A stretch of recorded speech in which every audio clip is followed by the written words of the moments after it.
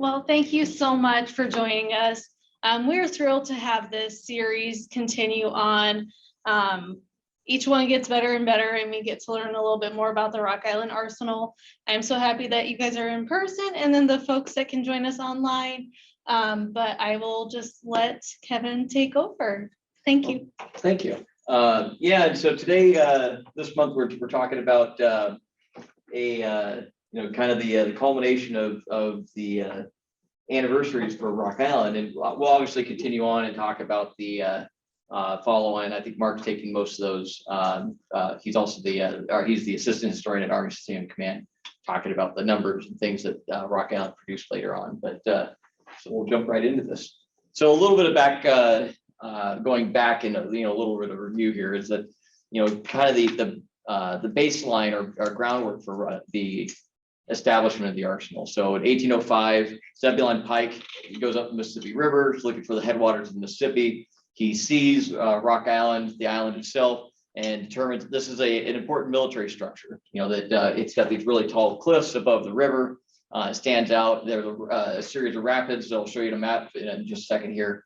And it would be a strategic point to have a fort to protect the rapids and be able to control the traffic on the Mississippi River. So he identifies that. And then the War of 1812, there's two battles happened here, Battle of Credit and Campbell's Island, that were British-led Native Americans, and really handed it to the Americans, unfortunately, under Zachary Taylor. But because of that, this need to have a permanent Army presence in the region, really is shown a light on. And so in 1816, Fort Armstrong is established. And this is a painting of, I'm not sure that it was white. Most depictions of it are actually just wood walls, but it shows how it stood over the river here and what a commanding position it had.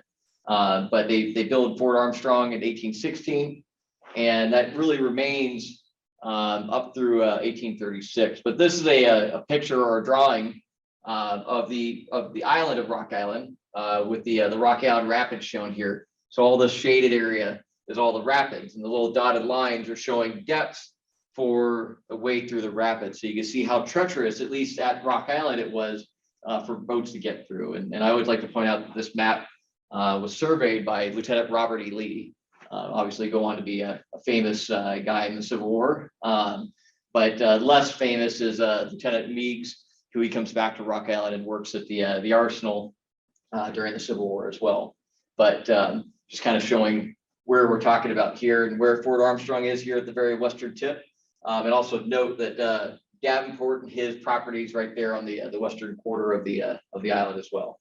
So Fort Armstrong really serves its purpose from 1816 to 1836. You see a real big decline after the Black Hawk Wars with Fort Armstrong, and it's a shifting policy. Forts in the West were really a kind of a fly-by-night business. You might have somebody, a unit come in, build a fort, and by a week later they're gone. They've moved on to another installation or another area. So to have Fort Armstrong remain here from 1816 to 1836 was actually a big deal for the area. This picture here shows what the fort looked like in 1846. There's still, most of the buildings were intact, the blockhouses. So between 1836 and 1846, Fort Armstrong turns from a fort that was actively supporting troops going forward to a quartermaster depot. So it was just kind of an idle place that you're storing spare equipment at and serving forces going out, but not in its active sense that you see prior to this point. After 1846, Fort Armstrong, what remains of the quartermaster depot is closed. It's abandoned. All the supplies are moved further south, down into St. Louis to support the U.S. forces that are going down in the Mexican campaign now, the Mexican-American War. And so it's really largely forgotten. And we'll talk a little bit more about it in a second here, but Fort Armstrong and the island known as Rock Island really gets, just forgotten by the Army. Although it keeps popping up over time saying, well, hey, this is an important place. We might want to look at this again. But, there's really no Army presence. Colonel Davenport, who was the sutler or the civilian contractor serving Fort Armstrong, really was the only thing that was remaining and kind of the caretaker of the island. But you see a lot of local civilians kind of really coming on and trying to repopulate the island. having livestock, roam across the island, doing a lot of illegal timber operations, even though it's still a federally owned piece of property, even though they've, abandoned it for the most part. And this is just another picture showing Fort Armstrong, 1859. There was a fire that destroyed what was left of mostly what was left of the fort. But again, just depicting too, the height of the cliffs going around the fort. So before the lock and dam system gets put in, the cliffs are described somewhere between 20 and 35 feet above the river level. So it was a natural fortress, and you can see why the Army would be interested in it at the time. So with this map, we're looking at approximately 1857 here, with the city of Gilbert, which turns into eventually Bettendorf, Moline, Davenport, and Rock Island. But you see on this map that Fort Armstrong still illustrated, along with the 1856 bridge, and then nothing really else here other than Davenport's property, and then the Sears mill property. And between 1835 and 1841, like it says, there's this new interest within the federal government, within Congress, that, well, our two major arsenals are in Springfield, Massachusetts, and Harpers Ferry, Virginia. Not West Virginia yet, but and so there was this thought that, well, if we were ever invaded, it could be really easy to have an invading force take out your major production capabilities, major weapons production. And so there was this thought that, hey, we should look to the west, where more centrally located, in the United States, away from enemy attack, than Rock Island or the Iowa, Illinois area. There were a number of sites that they were looking at, and but the Army was pretty serious about it, because they send out survey teams going out to look at these different installations, say, hey, or different sites, to say, hey, is this a good spot for a future national arsenal? And the idea behind a national arsenal is that everything the Army wants or needs would be located or produced in one location. And so it was a forward-looking thing that we only have one site that we would need that for. You'd have other smaller arsenals and armories that might supplement that, but this would be the main site. And so I put this quote up here from Captain William Bell. He's one of those officers that are sent out to check out, these sites in the West. And he comes down from St. Louis from Cincinnati in 16 October 1840. And I just he says, I proceeded up the river to Rock Island, having surveyed the grounds and the buildings, the old buildings of Fort Armstrong, that is, of the island, have the honor to report that the whole island, containing about 850 acres, belongs to the United States, and that it's specially reserved for the public purposes. Now, he says that, but David Sears and Davenport were, or what was left of the Davenport property, was pretty settled, that it was pretty advanced for what they were doing. This map shows the same thing, but showing all the different parcels, and again, denoting Davenport's property and then Sears' property. And Captain Bell continues on here, talking about basically that he sees that this location is one of the most desirable locations that he surveyed, because of the river power, or the possibility for river power, and the other location of coal, lead, a population base that's roughly in the area, and that this would be a good site. And I like that the in this report that ended up being about 400 pages, that even the surgeon piled on here, saying that out of all the Western frontier forts, Fort Armstrong had the lowest disease rate of any of the other installations or garrisons. And they had their cholera epidemic, and just like any installation, they have their issues. But here it was actually much less. And the surgeons go on to report that it's because of the fresh water, and just the basically the overall climate of the area. So Quad Cityans should be happy that at least the surgeons in 1840s thought this was a good place to be. And again, the report mentions, talking about the rich soil, availability of coal, lead, and other materials that are nearby, timber, stone, to build a national arsenal. And so with the conclusion of this report, Rock Island's kind of floating to the top of all the other locations here, saying, hey, this is a good potential location. But it has its drawbacks too, with the private ownership on the property. Overall, the top site was actually a site in Ohio that they identified in the report, saying that this would be a good site for a national arsenal. But I like this in the Rock Island Weekly Argus, in 1st of March of 1854. This is a letter going back and forth between General S.J. Jessup, Quartermaster Corps, and the Secretary of War at the time. It's the equivalent of our Secretary of Defense, saying that he felt that this is the Rock Island is the best site in the whole country between the Allegheny and the Rocky Mountains for a national armory and arsenal. So he, even with what the report found, he thought this was a good place to have a future arsenal. Now, starting with this and starting with the surveys that were coming through, you start having local civilians standing up and making committees to petition for, hey, yeah, this would be a good site.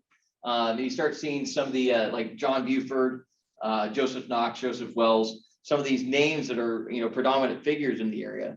The next committee that will step up, you'll see J.B. Danforth, the Argus editor, and Bailey Davenport, who was a Davenport alderman, but the son of Colonel Davenport as well. And so they start petitioning the government, the state governments locally first, and then the Congress to say, hey, this would be a good site. And, especially as it gets closer and closer to the Civil War, they're thinking like, yeah, this would be a great site because we're going to be making some money. There's going to be a lot of stuff going through the arsenal and a lot of people and everything else. So this would be a good place to do it. Now, between 1850 and 1855, the arsenal the island, it's not the arsenal yet, bounces back and forth where the Army's like, kind of this love-hate relationship. We don't really need you anymore, so we'll put you up to auction. And in these years, it goes up to auction, like I said here, no less than 3 times. One of the times actually being pulled off the auction block within 24 hours of the actual auction starting. So, the Army's having second thoughts, on this and saying, yeah, this would be a really good site, but we don't need you, so fickle at the time, but, kind of looking for that money at the same time initially. And then the Civil War starts, and this changes everything, changes the whole conversation here. So like it says here in 1861, the Iowa State House and Senate put a resolution through saying that Rock Island would be a great location for a national arsenal or armory, but it would be Rock Island, Iowa, because the state line as to where the border between Iowa and Illinois was kind of blurry, and they were saying, yeah, it'd be great in Iowa, and then Illinois, especially Governor Yates of Illinois, say, no, this is Illinois. The island belongs to us. This would be a great site. And so you kind of have the two states fighting over it back and forth as to the location of the arsenal or future arsenal. And like I have here is that Fort Sumter is fired on 12-13 April 1861. But what happens after that is the federal arsenal and armory at Harper's Ferry gets burned down just about a month later. And so there's this massive blow, and it's actually not burned down by the Confederates, it's burned down by federal soldiers out of fear that it might fall into Confederate hands. And so you have our second largest arsenal and armory destroyed right at the start of the war. And so now all of a sudden Congress is like, hey, we really need to start looking into this national arsenal thing again. We'll talk about him here in a second, but the Harper's Ferry commanding officer just took command 3 days before they burned the arsenal, and it is a gentleman by the name of Major Charles Kingsbury. Well, he ends up coming to Rock Island to be in charge of the new national arsenal, but so he has a kind of dubious distinction of taking command and burning down the arsenal previously. Again, so this sheds light on this previous discussion and what the citizens have been talking about, the potential locations, and the new committee led by J.B. Danforth and Davenport as well, actually are very well funded. They're doing a great campaign in the Tri-City area.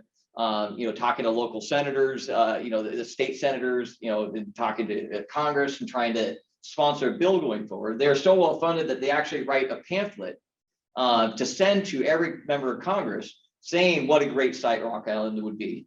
And I like this. There's several different versions of this, but citizens of Rock Island and Moline, Illinois, and Davenport Island. Small text, but they're across the river, right?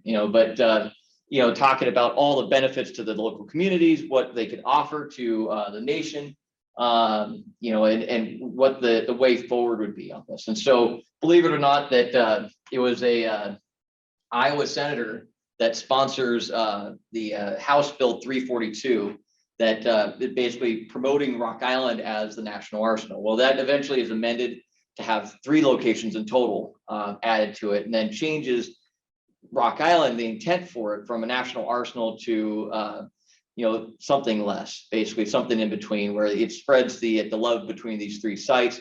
You don't have one central site. Rock Island, it would end up or it was intended to become a ordnance storage facility with some manufacturing, but not the national arsenal like was originally thought. And so what this is here is this is an original copy of the bill 342, going through and talking about the different sites that one in Columbus in the state of Ohio, Indianapolis in Indiana, and then one at Rock Island as well. And it becomes law. The bill was passed 11 July 1862, and so we just celebrated the 160th of the founding of Rock Island Arsenal on 11 July here. And but this is the finalized document. This is the document that signs it into law. Abraham Lincoln signs it on again the same day, July 11th, 1862, naming the arsenal the new national, or the new arsenal, along with the other sites. Now, what the Army does immediately is they start reestablishing a presence on the island to figure out, well, hey, we've done all these surveys, but what do we really have here? And what do we really want? What are we going to build? And Chief of the Ordnance Department, like it says here, writes a letter to the Secretary of War talking about all the benefits of this site. Hey, great job. We chose this site. These are all the things. That there's a population base of about 30,000 people in the larger Tri-City area. And remember, it's not the Quad Cities yet, but the railway access is already to the island. Even though the Army tried to fight the railway coming to the island, they're like, great, it's already here. Look at that. The water power availability for water by transport and power was great. Again, the security due to the island cliffs. And they made a big deal, talked about in the report too, the protection against flooding, that the island's never flooded. It's well below the river and the floodplain, so we can build lots of cool stuff here and never worry about it being damaged. So, but this was his big, victory parade, saying, hey, this is a great job. This is going to be a great place. Now, this is the map showing the overall island as well, with the different surveyed sections showing the new location. There was a lot of discussion as to where they wanted to place it on the island, whether they're going to place it in the middle or on the left side, and they chose, or the west side, I should say. They chose the west side because of its location close to the old Fort Armstrong, and then obviously close to the railway as well. And going forward, this was what the intent for what Rock Island Arsenal was supposed to look like. It was supposed to be this series of 3 buildings, and like I said, it was for repair and storage of ordnance, basically a depot instead of a full arsenal. So that watered down version of the national arsenal. But the only one of these 3 buildings that ever gets built is the Storehouse A, which we know is the clock tower today, the one in the middle there. And as we will go through here, we will find out that it was a very extremely painful process for the arsenal commander at the time. And like I said here, that the intent was for destined for deposit and repair. And so you see Storehouse A over there on the right. This is what it would look like after completion. It was actually completed long after the war. They were given a budget of $100,000 to complete this. This and the 2 other buildings as well, to have a completed arsenal here. But the problem is that they kept changing. The Army kept changing their mind.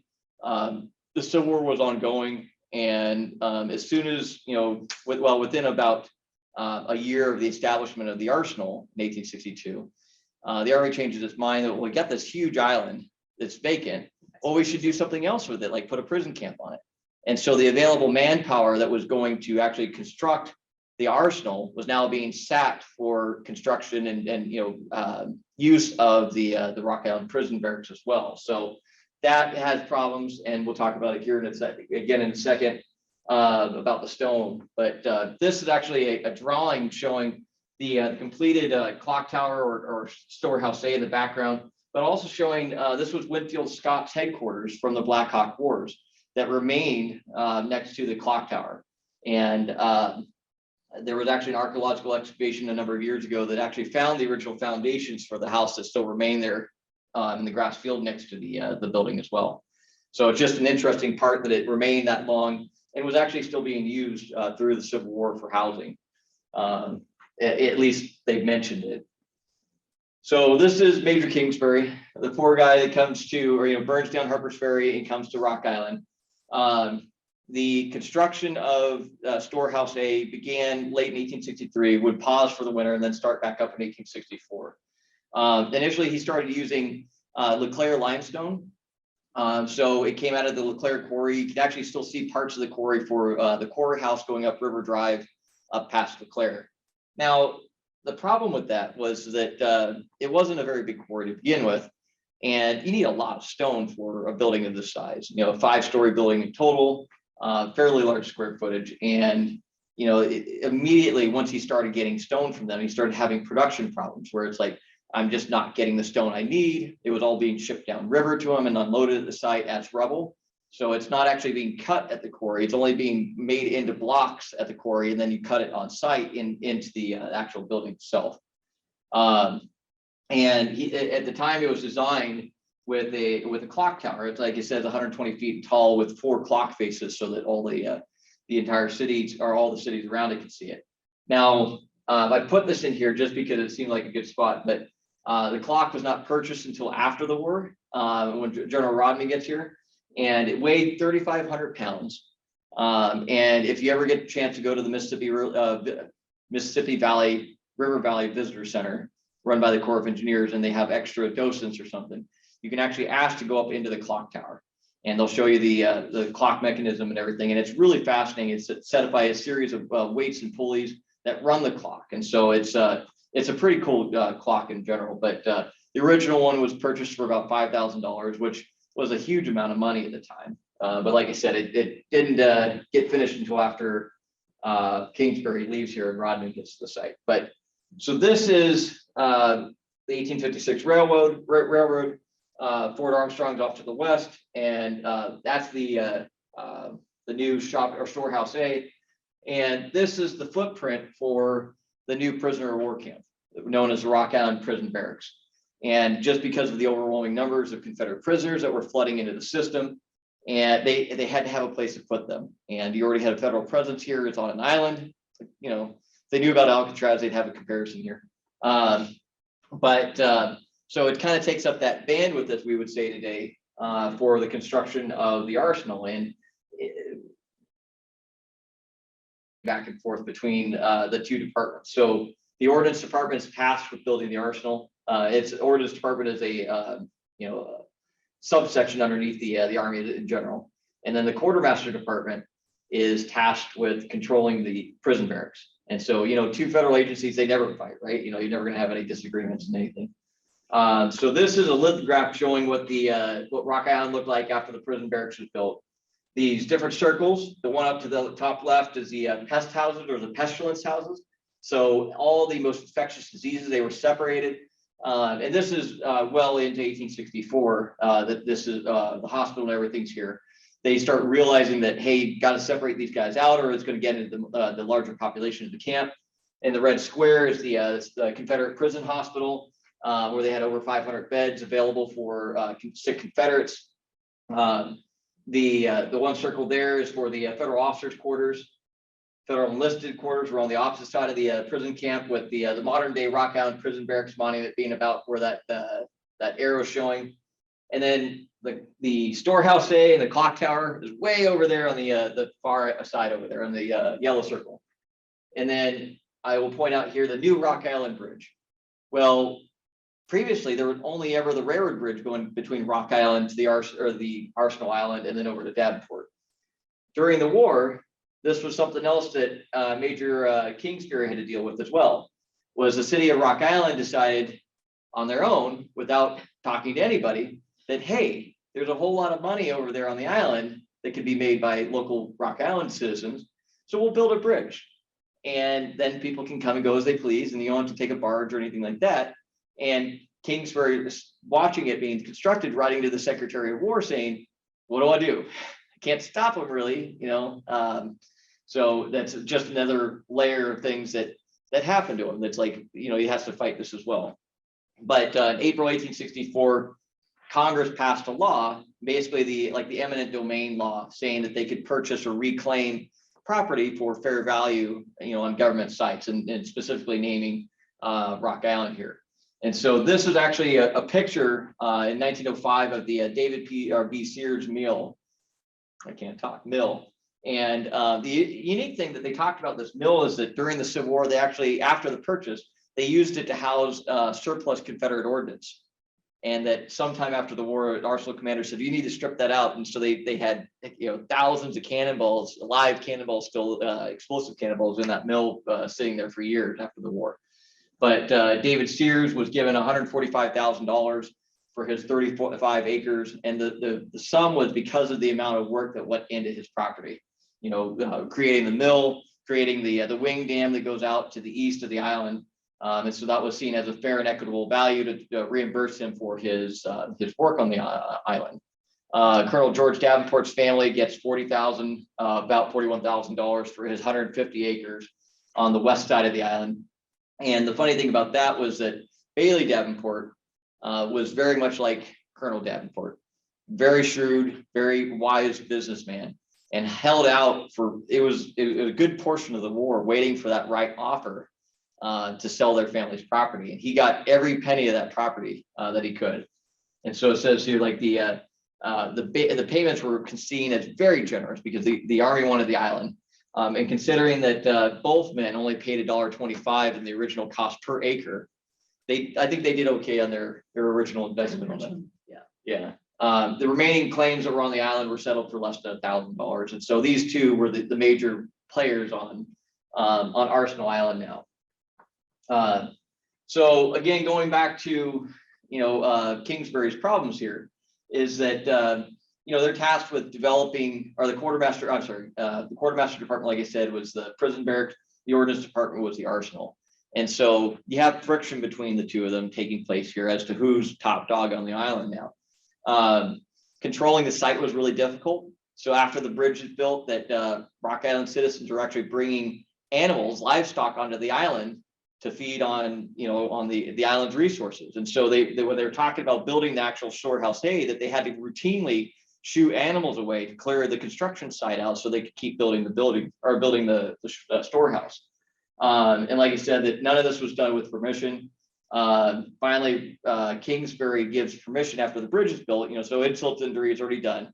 He gives them permission to build a road going from the bridge to the prison barracks, but said keep it away from the construction. Well, as things are, it's just a road. There's no fences or anything, and so it all kind of starts pushing into the construction site. So it's delaying construction. Workers are now being paid higher by the prison barracks, and so you're losing workers all the time. And then on top of that, the Leclaire Quarry, because the U.S. dollar was being devalued by all the spending that was going on during the Civil War, the contractor Joseph Parkins was saying, "Hey, the dollar's not worth what we originally made it out to be." And so the $7.50 per perch, which it was a specific measurement of the size of rubble, was no longer what it was worth when they made the agreement. So he was trying to renegotiate the deal. And so Kingsbury's not getting hardly any stone during the war to make his camp. And then to add insult to injury, this is a view of the Rock Island Rapids looking towards Davenport from Arsenal Island. The winter of 1863, spring of 1864, it was extremely low water year. And so the stone couldn't even be transported by water anymore. It had to be transported by land. And so you're just delaying, and adding time into everything. And so, I can just see Kingsbury ripping out his hair at this point with everything going on. Now, this gentleman here is Colonel Adolphus Johnson. He was the commanding officer at Rock Island Prison Barracks. These guys are Veteran Reserve Corps guys, soldiers that were either previously injured or too sick to serve on active duty. The guys here, the VRC guys at Rock Island Prison Barracks, had a very healthy drinking habit, got into a lot of trouble. The 37th Iowa guys that were with him here as well to guard the prisoners had very much the same diet as these guys, constantly getting into the construction area And these were complaints that were coming in from Major Kingsbury saying 17 March 1864, he complained that to the chief of the ordnance department, saying that the prison command was encroaching on the building site and was taking space away from what they needed. And then I like this one here is a couple months later, June 10th, 1864, he was complaining that soldiers from the prison barracks were shooting into the quarry in about the Bettendorf area across the river, and scattering the quarry workers and saying your guys are shooting into my quarry and I can't get any stone. You're adding all these extra problems to it, and so it's just there's like 15 more pages of complaints that Kingsbury was sending up to the ordnance department saying, cut me some break, man. Give me some slack here, and complaining about the friction between the two. And on top of that, Colonel Johnson moves into the Colonel Davenport house now that it's a government facility because they bought it from Davenport. And what's that? Because he can. Yeah, he can. Major Kingsbury wanted none of that. He wrote to the Secretary of War through the Ordnance Department, says he has to go, and he made the Secretary of War kick him out, saying this was arsenal property. This is not prison barracks property. So this is a picture of Colonel Davenport House in the 1870s, obviously following the Civil War. But so you can see the back and forth here between the two commands and the issues that they were having. So in May of 1856, the new chief of the Ordnance Department, Alexander B. Dyer, comes to Rock Island to inspect and see what's going on, at Rock Island, see what the progress is. And he gives Major Kingsbury some bad news. Says, guess what? Good work. Things have been going okay, not great, but we're going to change all the plans. What you were building is not what we want anymore. We're going to build the National Arsenal here now. Not what we were going to build as this repair and maintenance depot, right? And so, it's basically showing them the plans, saying the prison barracks was going to close here. This is May of 1865, so it's only about 2 more months that the last Confederate prisoners are there, so the camp closes. He tells him the squatters on the island have to go. All the civilians that don't belong need to go. So it's your job to get rid of them. And then telling him, hey, you need to look into this water power development to power the arsenal, the future arsenal. So predictably, June of 1865, Major Kingsbury said, I'm done, puts in transfer orders, says, I'm going somewhere else, not my problem anymore. It's just kind of that culmination of, like I said, everything here, arguing with the stonecutters and everybody else.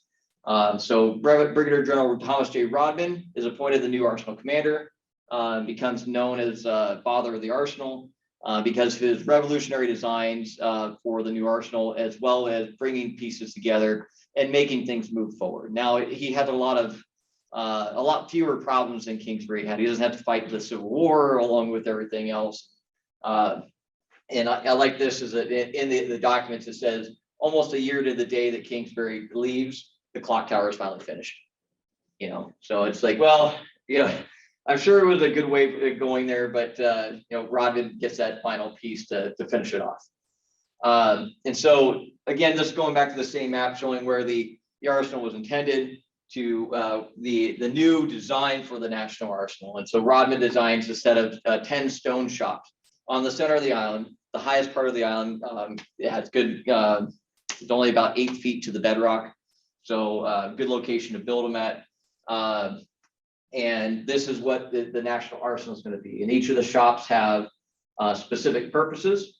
And this is actually showing what the rubble looks like in the foreground before, it's kind of an assembly line moving up to the actual stone shop itself, where it would be cut to size and then loaded or moved onto the building as it's being constructed. And then the picture to the right showing one of the third floors of the stone shop being constructed. And it's a new design. Rodman and Lieutenant Colonel Major Flagler at the time, his second in command, actually traveled to Germany looking for new designs and new techniques, because they wanted the largest floor space available for construction purposes, for manufacturing. And so they designed this new they used this new design of iron construction called the think truss system to allow for that most open floor space there. And so that's showing what that truss system being built, I should say. So and I've been throwing out the words armory and arsenal quite a bit. Well, this is how it's split up. So you have these 10 stone shops with today Rodman Avenue, Rodman Drive running down the center. And the shops are named a letter name for each one of them. Then they're later converted from a letter to a number name. So building 60 is the first one constructed in 1867. Building 68, the one all the way on the eastern side, was the last one constructed in 1893. And just like today, you have budget, fluctuations, and like building shop K or building 68 takes somewhere about 10 years to build. Not that it was that complex, it's just that they were pausing and starting construction because of funding issues. Now, each of these buildings, they're 300 feet in length, 210 feet at the base wide. So, really good sized shops. The walls have a tiered stone system. So at the basement or at they're 3.5 feet thick. And then they tier down to about a foot and a half thick at the top. And again, using this iron reinforcing makes it so that they can have that open floor space. Now, the top or the northern side, so building 60, 62, 64, 66, and 68 are known as Armory Room. And so Armory was anything that was working for production for the soldier, for small arms, rifles, pistols, manufacturing them or remanufacturing them. It would be for the mess sets, the tinware, all the equipment that a soldier is going to be using personally. And then Arsenal Row, which is the bottom row there, or the southern row, was everything that was larger scale: artillery, carriages, gun systems, making all that, the bigger pieces. So you're talking about larger scale equipment there. And when I mentioned earlier that a lot of the early stone came from Joliet Quarry, the later stone was actually, because they had so many problems, Rodman changes and he chooses a new quarry in Joliet, Illinois. And even that quarry starts having problems, and Rodman decides, well, I'm not having any of this. He actually sends a squad of soldiers to the quarry, and then everything starts coming on time. So he doesn't seem to complain much about the prices fluctuate, which he complained about in the book. But stone deliveries were pretty consistent after that point. So these are two drawings. The drawing to the left, actually, it's partly taken from a picture, but it's showing building 60 to 68 over to the right, and then one of the shops in construction here. And again, showing the stone fragments out here and how they would have hauled the stone to the site after it was cut and everything. The one to the right is kind of showing a conceptual drawing of what they were thinking Rock Island was going to look like, or the arsenal was going to look like, with all the smokestacks there. There's only one building that was actually designed as a blacksmith's forge. And the interesting story about that, we just have the one chimney or one smokestack on the arsenal. That was a blacksmith shop. And Rodman, the original design was there were all these flumes or chimneys coming out the side of the building. And Rodman didn't like how it looked because he said, interrupted the display or the look of the building, right? And so he designed a flume system. So all the blacksmith's forges all were connected to a center flume, and you had to, in order to have enough suction to pull the smoke out, you had to have a smokestack so tall, or a chimney so tall, that it would pull all that smoke out. So you just have one central chimney for the entire blacksmith shop, because Rodman liked how it looked better. So that's why we only have the one chimney today, in that sense. So going forward, the stone shops are in production. Now you have to look to what's next. How are you going to power these shops? And how are you going to start making everything? And so you have, starting about the late 1860s, 1869 or so, they start discussing a new system called, or relatively new, called a Telodynamic System. And so you have kind of the same thing as you would see today, a hydroelectric dam, in the sense that you have turbines that are turning inside. They're not creating energy or electricity, I should say. What they are doing is they're connected to a series of chains and pulleys, and they're driving those chains and pulleys, which is driven all the way up to the back of each of the shops, and is driving the material inside of each of the shops themselves. So the hydro dam, or the Telodynamic dam, is installed in 1872. The Telodynamic System, all of the connections to all the buildings are installed by 1878. And what that looked like is this. So this is going towards the hydro dam that way. There are all these chains that ran all these wheels on all the buildings, and it drove a prop shaft that went into the building. And this is what it looked like inside. So you have a drive shaft running down the center of the building. Those drive the drive shaft, and then all the machinery in the building is driven by leather belts going off that central drive shaft. So the arsenal was completely 100% river powered without using electricity. Like you said before, is that, remember OSHA was not a thing yet. So I'm sure there was many fingers that, met their fate in some of these leather belts and pulley systems. But you can see, I mean, it's, for what they had, it was an ingenious system. And it powered the arsenal really into the early 1900s. So then going to the next part is you're building this arsenal. You have to have places for the soldiers to stay, right? So this is the core of the arsenal here, the stone shops. And you'll see commanding officers' quarters, and then quarters 1 through originally 5 was what was designated. And we'll have a take a look at it here. Quarters 1 was commanding officers' quarters. And if you go to any installation around the Army, typically quarters 1 is always the commanding officers' quarters. Now this house was particularly unique because it's even till today, it's the second largest federally owned residence at 22,000 square feet. And the only larger residence is the White House. So Rodman liked to think big. And there were a couple different justifications for this house, though, is that, the Tri-City area didn't really have a place to entertain, distinguished guests, presidents, members of Congress, so he wanted to have a prominent place to do that from. And so he built quarters 1. The third floor up here with these small windows was actually a barracks floor. So there was no barracks or no place for soldiers to stay on the island. Otherwise, the soldiers that are traveling.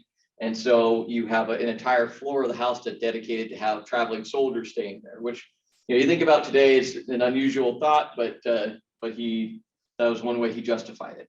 The house was completed by, we think, January, February of 1871.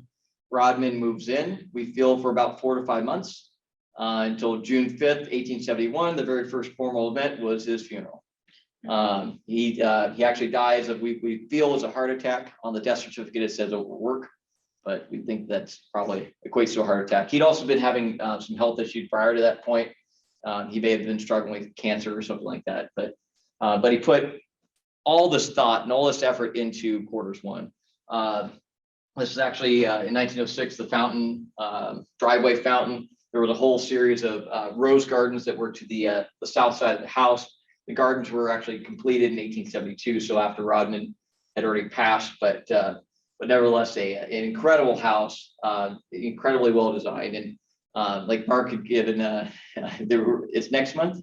13 August. 13 August, there will be some tours through MWR at Rock Island Arsenal, so you can sign up for those and go through, see the. There was one not long ago. They did the tour of homes over there. Yes, yeah, and so that was actually a that. tour of all those homes, quarters 1 through 4, well, 1 through 7. Yeah. But they're incredible designs. So these are the other homes. So quarters 1 through 5 were all budgeted at the same time, and they were supposed to have been done or completed sometime about 1873, 1874. Quarters 2, quarters 3, they're somewhere between 6,000 and 8,000 square feet for the other quarters. Quarters 4, again, was the last quarters that was constructed. Quarters 5, this is a real true to life picture here. Quarters 5 was that one. Yeah, quarters 5 was supposed to be built. They started construction on the basement. Budget fall came through. They ran out of money. They buried it and never finished it. And so we actually have quarters 1, 2, 3, and 4, and then 6 and 7, and a gap in between. So quarters 5 is non-existent. It's just a piece of grass right now. I wondered about that when I walked that. Yeah. They just skipped the number, and I don't know if they'll plan to build it someday, but there's a spot for it, and maybe part of a basement. I don't know. The records are kind of sketchy. So that really covers the 160 years of commemorating the 160th year, but of the founding of the arsenal and why it came to be. And, you know, kind of the major pieces that came in after that. And I did this here too. So if you watch it, then that's 160 years of progress there between the two maps, but showing how it's expanded and improved over the years. So with that said, I'm happy to answer any questions about any of that. And otherwise, thank you very much for coming. Thank you so much. I just want to recommend you guys check out our library calendar of events for future talks from Kevin and all of our other programs. This will be recorded and it will be posted onto YouTube. So if you want to share it with people or watch it again, you can do that. But thank you so much, Kevin, and I'll stop the recording and then people can ask questions if they like. Okay, great.